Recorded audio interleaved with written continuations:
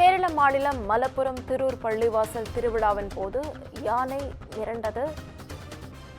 தும்பிக்கையால் ஒருவரை யானை தூக்கி வீசி ஆவேசமடைந்த நிலையில் 21 பேர் காயமடைந்திருக்கின்றனர். இதுகுறித்த முழு விவரங்களை வழங்க செய்தியாளர் ஹேமலதா நம்மோடு இணைப்பில் காத்திருக்கிறார். ஹேமலதா, வணக்கம். விவரங்கள். வணக்கம் நவீனா. கேரள மாநிலம் மலப்புரம் மாவட்டத்தில் உள்ள திருவூர் பகுதி பார்த்தீங்கன்னா அங்கே பள்ளிவாசல் திருவிழா.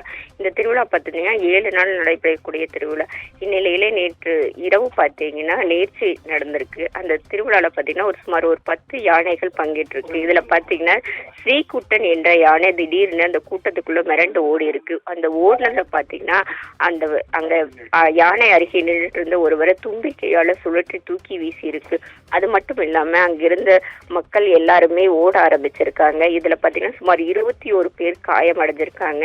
இந்த யானை தூக்கி வீசிய அந்த நபர் பாத்தீங்கன்னா படுகாயமடைந்து தற்பொழுது தனியார் மருத்துவக் கல்லூரி மருத்துவமனையில தீவிர சிகிச்சை பிரிவுல இருக்காங்க.